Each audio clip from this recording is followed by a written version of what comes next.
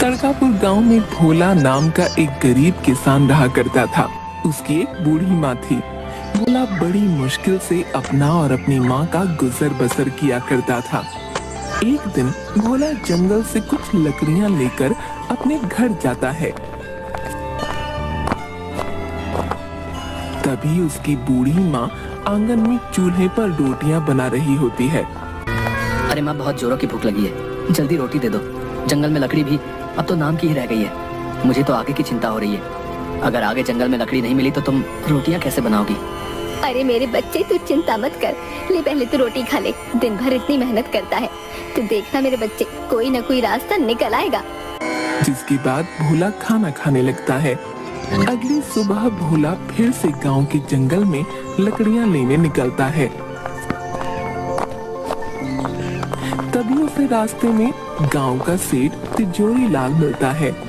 तिजोरी लाल देखने में हट्टा कट्टा आदमी था, जो अपनी धन की पोटली अपने साथ लेकर चलता था।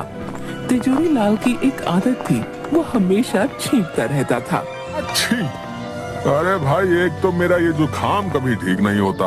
अच्छी, अब भोला सुबह सुबह कहाँ से सैर सपाटे पर निकल आया भैया? अरे सेठ जी, जंगल में बस लकड़ियां ही लेने जा रहा था। अब आप तो जानते ही हैं, मुझ गरीब के घर तो चूल्हा ही जलता है।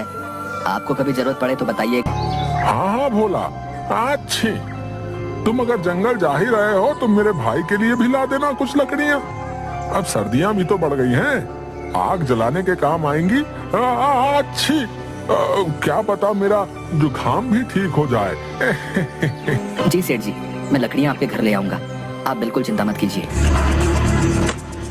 और कुछ लकड़ियां लेकर सेठ तिजोरी लाल के घर आता है। सेठ भोला को देखते ही, अरे आओ आओ भोला, अच्छी, आओ आओ, आखिर ले ही आए तुम लकड़ियां हैं। जी सेठ जी, ले आया, लीजिए। इतनी लकड़ियां इस सर्दी में जलाने के लिए। अच्छी, बहुत अच्छा किया तुमने भोला भाई, वाह वाह वाह। अच्छी सेठ जी, मेरी माली हालत तो आप जानते ही हैं। अब तो घर में भी अन्न का एक दाना नहीं बचा। मुझे अपनी चिंता नहीं है, लेकिन मेरी बूढ़ी माँ, मैं उसे कैसे भूखा रखूं? आप मुझे कुछ पैसे उधार दे दीजिए, ताकि मैं थोड़ा खाने का सामान ले सकूं। मैं आपके पैसे जल्दी ही लौटा दूंगा। अरे भोला, मैं जानता हूँ तुम एक ईमानदार आदमी हो, लेकिन भाई तुम्हारी माली हालत भी अब किसी से छुपी है भला? पैसे तो मैं तुम्हें दे दूंगा, लेकिन भैया ब्याज सहित वापस भी लूंगा। अच्छी, ठीक है सेठ जी, जैसी आपकी इच्छा। अभी तो मुझे पैसों की बहुत जरूरत है, आप मुझे पैसे दे दीजिए। जिसके बाद सेठ भोला को कुछ पैसे देता है। भोला वो पैसे लेकर अपने घर आता है। अरे क्या हुआ बेटा, कहाँ रह गया था?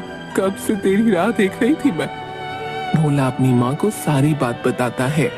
अब तुम ही बताओ माँ, मैं क्या करता? घर में तो कुछ भी खाने को नहीं था, इसलिए मैंने सेठ तिजोरी लाल से कुछ पैसे उधार ले लिए। अब इन पैसों से मैं तुम्हारे लिए कुछ खाने को ले आऊंगा। अरे बेटा, तेरे पिताजी आज जिंदा होते तो हमें ये दिन नहीं देखना पड़ता। तेरे पिताजी इसी गांव में समोसे बनाकर बेचा करते थे। पूरे गांव में उन जैसे समोसे कोई नहीं बना सकता था। उनके बनाए समोसे इतने स्वादिष्ट होते थे कि सभी गांव वाले उंगलियां चाटते रह जाते थे। हाँ, क्या सच में माँ, पिताजी ऐसे स्वादिष्ट समोसे बनाया करते थे? बेटा, तू एक काम क्यों नहीं करता? सेठ तिजोरी लाल ने जो तुझे पैसे दिए हैं, तो इन्हीं से समोसे बनाने का सामान ले आ और समोसे बनाकर बेचने का काम शुरू कर दे। ऐसे तेरे पास कुछ पैसे भी आ जाएंगे, जिसके बाद तू सेठ तिजोरी लाल के पैसे भी लौटा देना। हाँ माँ, ये तो तुमने बिल्कुल सही कहा, मैं ऐसा ही करूँगा। तुम देखना माँ, मैं बहुत मेहनत और लगन से समोसे बनाऊंगा, फिर पिताजी की तरह मेरा भी इस गांव में खूब नाम होगा। भोला की माँ भोला की बात पर अपना सिर हाँ में हिलाती है। तभी भोला तिजोरी लाल के दिए पैसे से समोसे बनाने का सामान ले आता है और समोसे बनाने लगता है। उसकी बूढ़ी माँ भी भोला की समोसे बनाने में मदद करती है। थोड़ी देर बाद सारे समोसे बनकर तैयार हो जाते हैं। देखो माँ, कितने सारे समोसे बन गए हैं। अच्छा, अब मैं इन्हें लेकर गांव के बाजार अच्छा में। ठीक है बेटा। जिसके बाद भोला समोसे लेकर गांव के बाजार में जाता है और वहीं बाजार में अपने समोसे लेकर खड़ा हो जाता है और जोर जोर से आवाज लगाने लगता है। अरे भाई, ये कौन मेरे ठेले के सामने चिल्ला रहा भैया? अच्छा, ये तो भोला है। इसकी इतनी हिम्मत, मेरे ही समोसे के ठेले के सामने अपने बेस्वाद समोसे लेकर आ गया। ये तूने अच्छा नहीं किया भोला, मैं तुझे यहाँ अपने सामने टिकने ही नहीं दूंगा। बता देता हूँ। हाँ, मेरे प्यारे गांव वालों, गर्मा गर्म समोसे खाओगे तो इधर आओ भोला के पास। अरे आओ आओ। गांव के दो आदमी भोला के पास आते हैं। अरे ओ भोला, क्या अब तू भी समोसे बेचेगा है? तुझे आते भी है समोसे बनाने? तू जाकर जंगल में लकड़ियाँ ही चुन, ये समोसे बनाना तेरे बस की बात नहीं है भैया। अरे ठीक है। अरे भाई, अब इस भोला के समोसे खाकर तो देखें जरा, है आखिर कैसे बनाए भैया। अरे लाओ भैया, खिलाओ तो सही अपने जरा है समोसे। अरे हाँ भाई, अभी खिलाता हूँ। तनिक खा के बताइए कैसे लगे भोला के समोसे। भोला उन दोनों को अपने बनाए समोसे देता है। अरे अरे भोला, ये क्या गुड़ गोबर बना दिया है? कुछ डाला भी है अपने समोसे में या नहीं? ना नमक लगता है ना मिर्ची। छी छी छी छी छी, सारा मुंह का स्वाद ही बिगाड़ दिया भैया। अरे भाई, ऐसे बेस्वाद और खराब समोसे तो हमने कभी नहीं खाए भैया। क्यों भोला भाई, समोसे आते नहीं बनाने तो काय बनाते बताओ? तभी सामने के ठेले से आवाज आती है, जो सामने समोसे बेचने वाले कालू की थी। अरे भाई, यहाँ आओ मेरे ठेले पर। अरे कहाँ आप भी इस भोला के टुच्चे से समोसे खाने लगे? यहाँ आओ मेरे भाइयों, मैंने बनाए मजेदार एक नंबर के स्वादिष्ट गर्मा गर्म समोसे। आओ भैया आओ, खाओ खाओ भैया, आ जाओ भैया। तभी दोनों सामने वाले की दुकान पर चले जाते हैं। भोला ये देखकर बहुत दुखी होता है और अपने घर आ जाता है।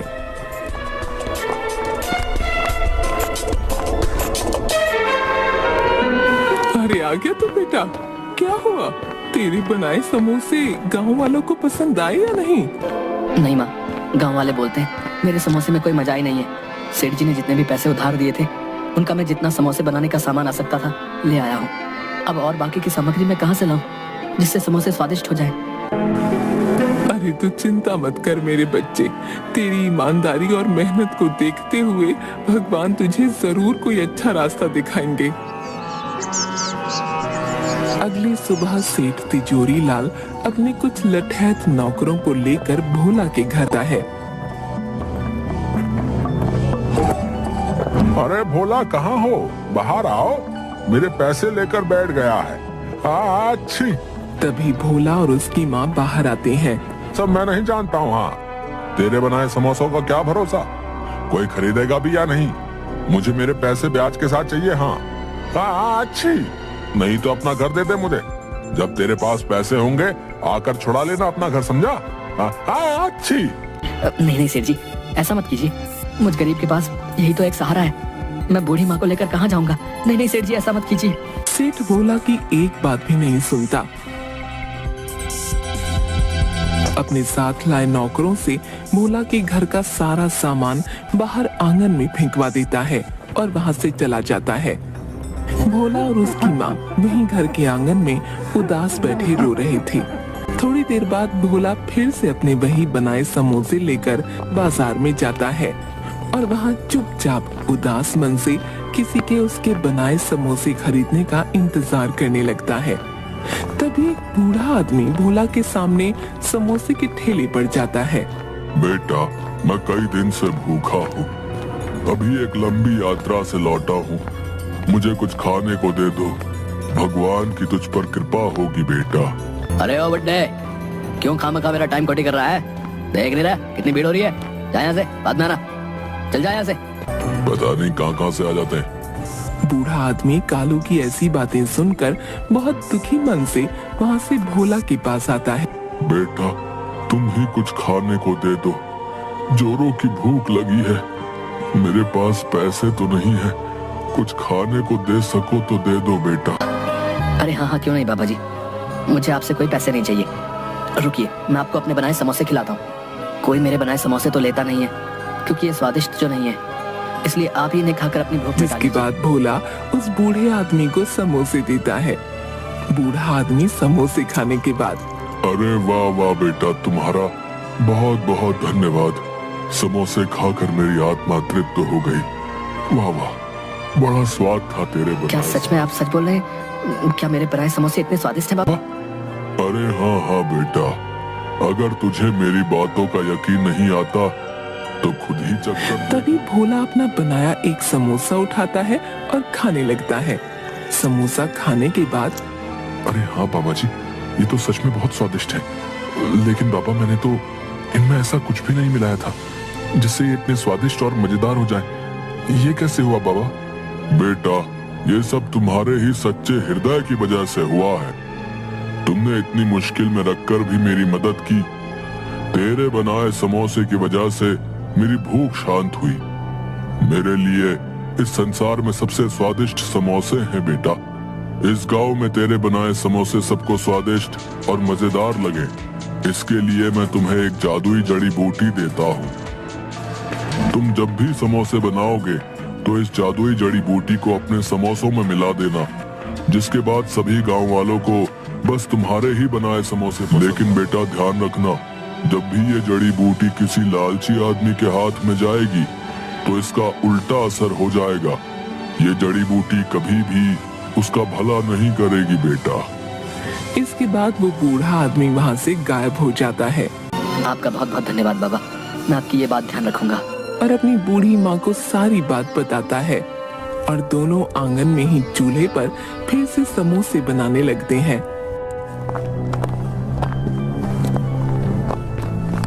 भोला फिर से समोसे लेकर गांव के बाजार में जाता है और बाबा की दी हुई जड़ी बूटी समोसों में मिलाता है। जड़ी बूटी मिलाते ही भोला के सारे बनाए समोसों में से बहुत ही अच्छी खुशबू आने लगती है। तभी गांव के कुछ लोग भोला के पास आते हैं।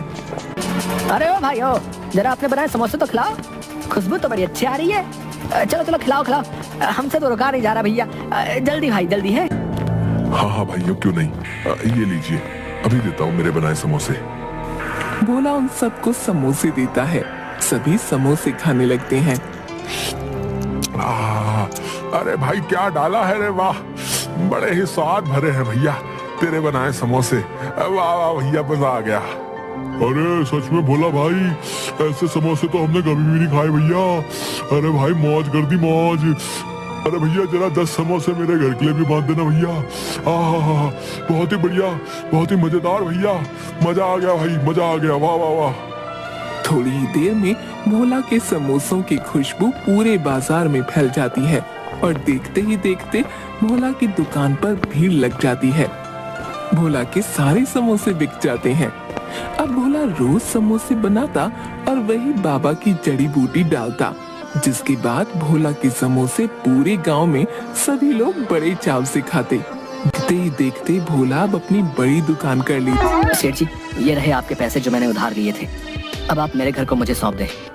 हाँ अच्छू। भोला क्या बात है भाई, बहुत कमाई हो रही है आजकल, है? इतनी जल्दी पैसे का इंतजाम कर लिया? मुझे क्या, चलो मुझे मेरा पैसा चाहिए। अच्छी, लाओ लाओ।